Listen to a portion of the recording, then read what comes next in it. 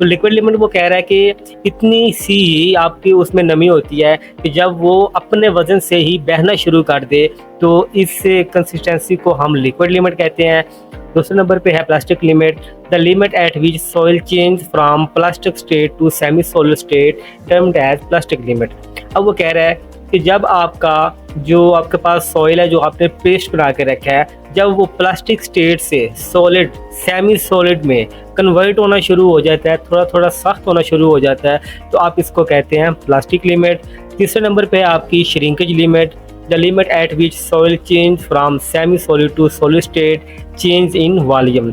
अब वो कह रहा है कि जब आपका सेमी सॉलिड जो लिक्विड है आपकी सॉइल है, जब वो सॉलिड में चेंज हो जाएगी और इसके वॉल्यूम में चेंज आएगा तो उसको आप बोलेंगे श्रिंकेज लिमिट।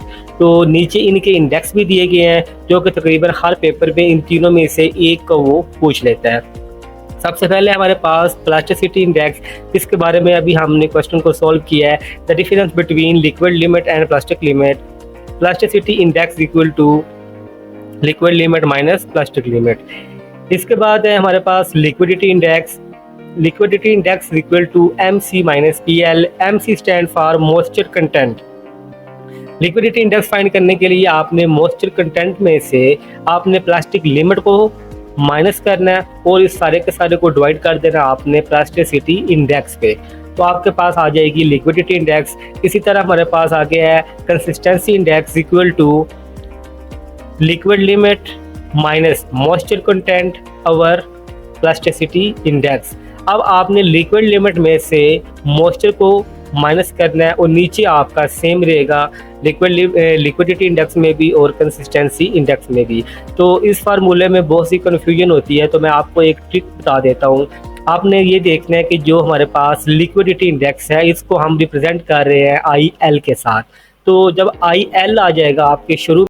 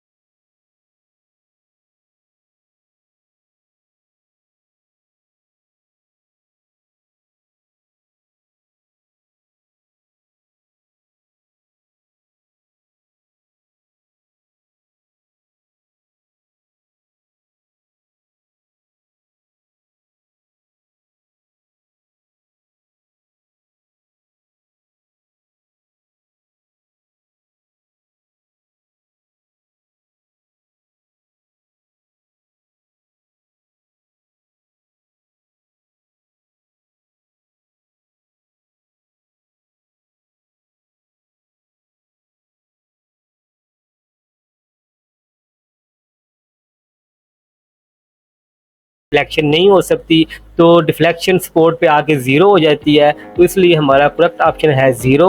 अगर ये हमसे पूछेगा कि सिंपली सपोर्टेड बीम के सेंटर में क्या बनता है, तो सेंटर पे आके डिफ्लेक्शन ज़्यादा होगी, तो उस जगह पे हम बोलेंगे मैक्सिमम।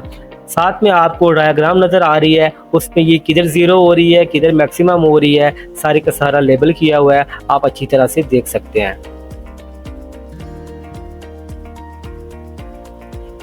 इस स्लाइड में आपको वही बीम नज़र आ रहा है। For a simply supported beam the deflection at the and zero end is zero because the ends are supported, meaning the beam cannot move vertically at those points. Deflection curve, The beam bends under load and the maximum deflection occurs somewhere between the supports. Between यानी कि sport के दरमियान है, उधर maximum हो सकती है.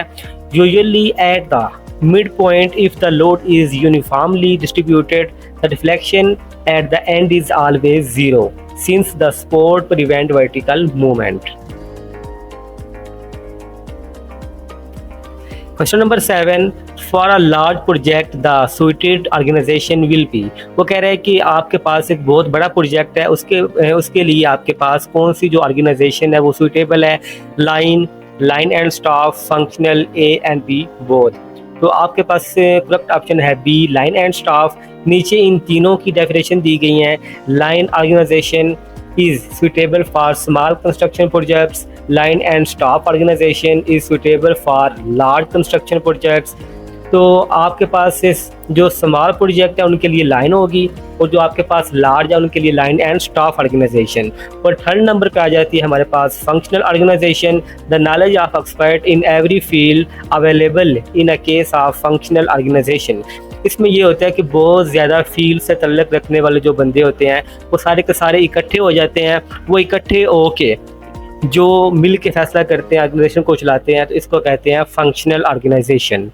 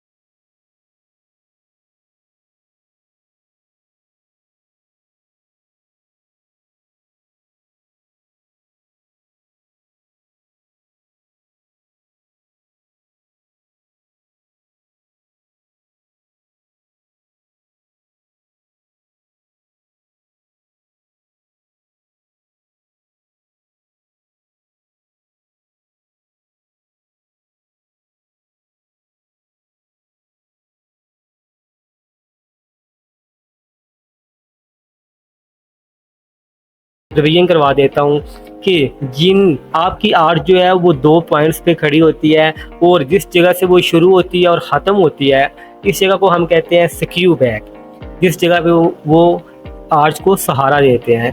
तो इसके बाद आ जाता है हमारे पास स्प्रिंगिंग लाइन, और आर्च के जिधर से शुरू होती है स्क्यू बैक से लेके और जिधर से ये ख़त्म होती है, दोनों तरफ इसके स्क्यू बैक होते हैं, और इन दोनों को मिलाने वाली जो लाइन होती है उसको हम कहते हैं स्प्रिंगिंग लाइन।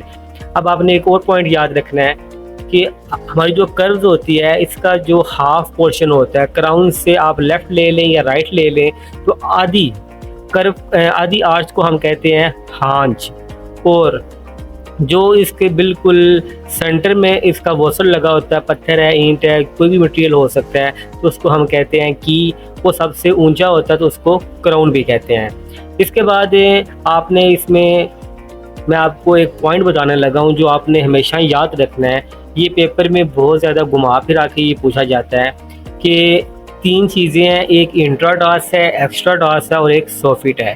तो अक्सर स्टूडेंट्स इनमें गलती कर जाते हैं, तो आपने ये बहुत ध्यान से देखना है कि जो भी आपके आर्ट्स की अंदर वाली गोलाई होती है, इंटरनल होती है, उसको आप कहते हैं इंट्राडास, और जो आपकी एक्सटर्नल होती है उसको आप कहते हैं एक्स्ट्राडास। अब जो सरफेस होती है उसको आप बोलेंगे सोफिट, जो आपकी आर्च है, गोलाई है, कर्व है, उसको आप इंट्राडास या एक्स्ट्राडास बोल रहे हैं। लेकिन जो आपकी अंदर वाली सतह है उसको आप सोफिट बोलेंगे, उसको आप इंट्राडास नहीं बोलेंगे। ये पेपर में कन्फ्यूजन हो जाती है कि इंट्राडास कौन सी है और सोफिट कौन सी है। तो जब वो सरफेस का जिक्र करके जाएगा तो आपने सोफिट पे आपने मार्क करना है, और जब वो गोलाई का जिक्र करेगा, कर्व का जिक्र करेगा, तो फिर आपने इंट्राडास पे मार्क करना है। इस स्लाइड पे भी आपके पास आज के जो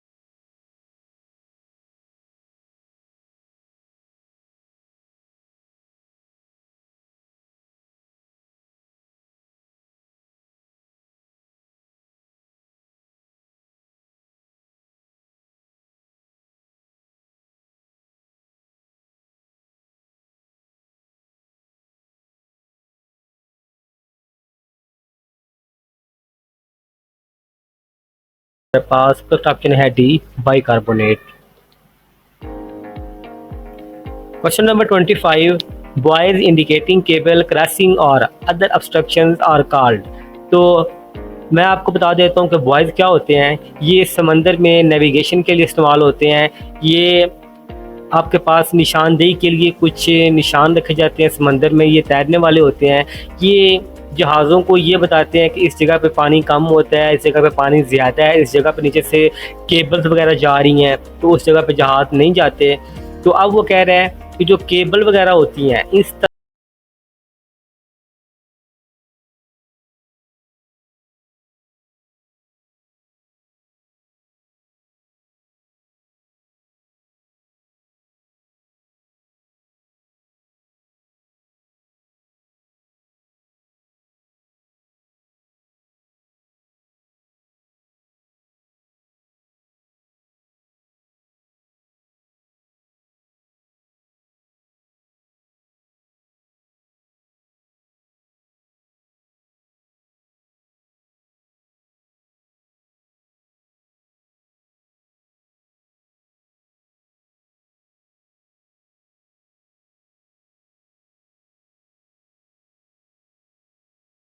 वजह से ये जो शिप होता है ये अपनी एक ही जगह पे रहता है, ये ज़्यादा मूव नहीं करता, तो इसको सिग्नल के लिए इस्तेमाल कर लिया जाता है। इसके बाद है backend, a fixed structure guiding alignment और direction of ship is called backend.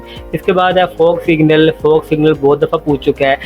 Folk signal also called sound signals when vision is obstructed, fog और sound signals are suitable to guide ship से। तो कह रहा है कि जब समुद्र वगैरह में इतनी ज़्यादा फोग होती है, स्मोक बन जाती है, इसको आप धुंध कहते हैं, वो पड़ जाती है, तो नेविगेशन के लिए जहाज़ों को मोड़ना, टर्न करना बहुत मुश्किल होता है, तो उस जगह पे फोक सिग्नल का इस्तेमाल किया जाता है।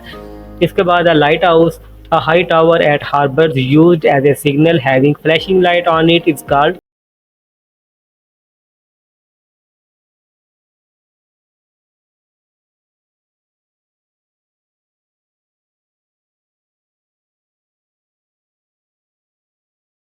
Pile provided to protect a beach is called. वो कह रहा है कि शीट पाइल होती है जो कि बीच को प्रोटेक्ट करने के लिए लगाई जाती है, इसको क्या कहते हैं? कील ब्लॉक, फेंडर, बल्क हेड, पियर। तो इसका हमारे पास करेक्ट ऑप्शन है सी, बल्क हेड। और अब नीचे फेंडर और कील ब्लॉक की डेफिनेशन दी गई है, वो भी स्टडी कर लेते हैं। फेंडर क्या होता है?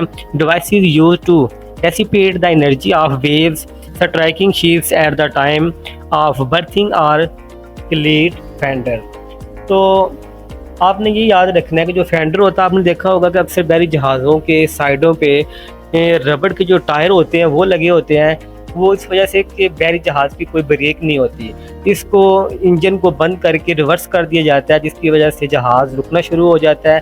तो जब ये जहाज़ सी पोर्ट पे आके, बंदरगाह पे आके रुकना शुरू होते हैं, तो इन पे साइडों पे वो जो टायर होते हैं रबड़ के, वो इसलिए लगाए जाते हैं, अगर ये बंदरगाह के साथ टकराएंगे, हार्बर के साथ टच करेंगे, तो ये डैमेज होने से बचाया जा सके और जो एनर्जी होती है वो ख़त्म हो सके।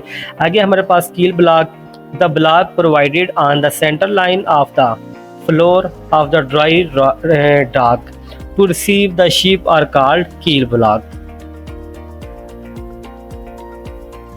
Question number 27, a low level signal use for shunting process is. अब वो कह रहे हैं कि एक लो लेवल का सिग्नल होता है, बिल्कुल ज़मीन की सतह के ऊपर लगा होता है, जो कि शंटिंग के मकसद के लिए इस्तेमाल होता है, तो उसको क्या कहते हैं? Disc signal, light signal, semaphore signal, none. तो इसमें हमारे पास करेक्ट ऑप्शन है ए, डिस सिग्नल। वो जो लो लेवल का सिग्नल ज़मीन की सतह पर लगा होता है उसको डिस सिग्नल कहते हैं। नीचे समरी दी गई है, route signal, a signal indicating the track over which train is coming is called root.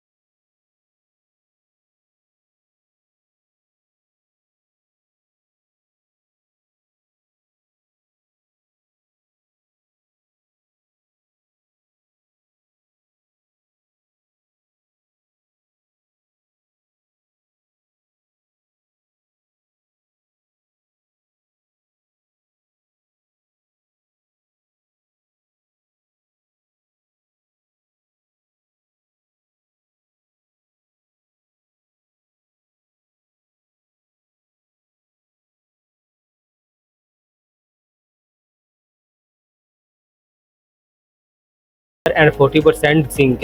ये एसटीओ के पेपर में और सब ये के पेपर में काफ़ी दफ़ा ये रिपीट हो चुके हैं। आगे हमारे पास galena is an ore of lead, red haematite is an ore of iron, white lead and red lead are used in the paint as a base.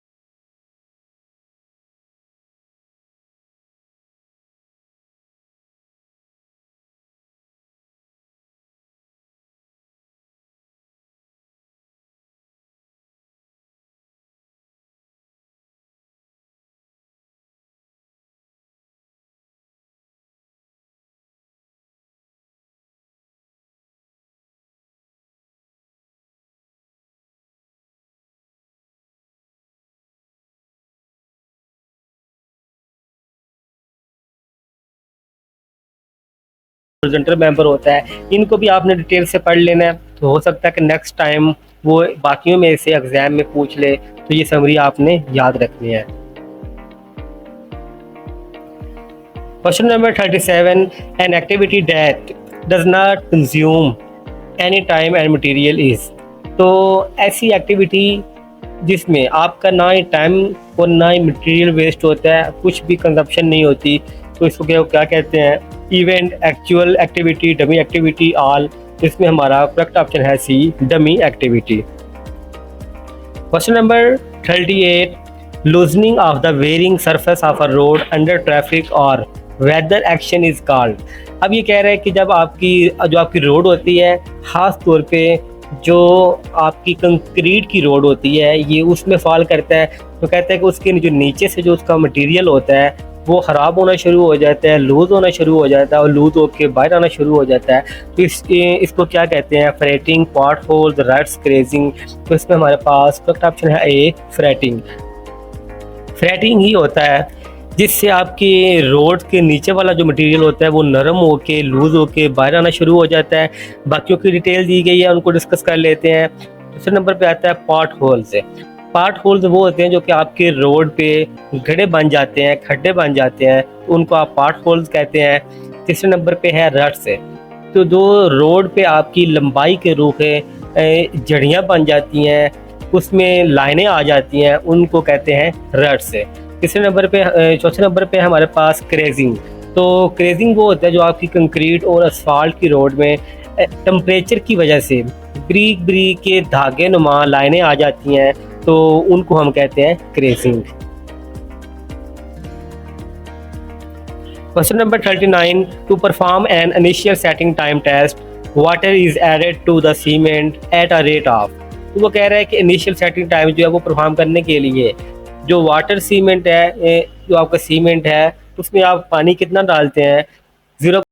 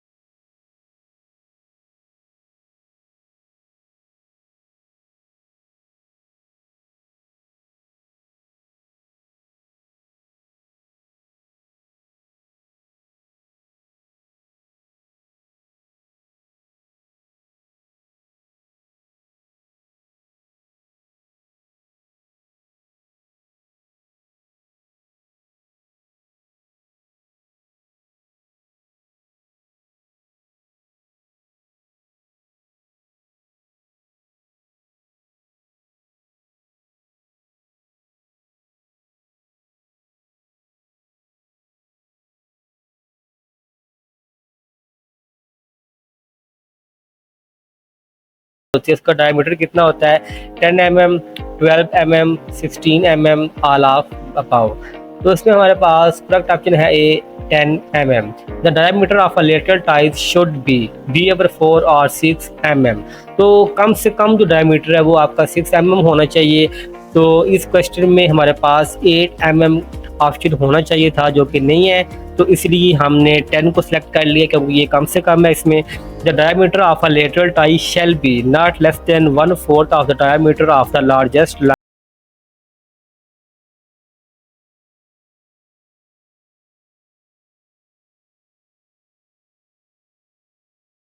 आपको ये सोल्व किया हुआ पेपर बहुत अच्छा लगा होगा। लाइक करें, शेयर करें, कमेंट करें और चैनल को सब्सक्राइब करें। तो इंशाल्लाह मिलते हैं इसके दूसरे पार्ट में, तब तक के लिए अल्लाह हाफिज़।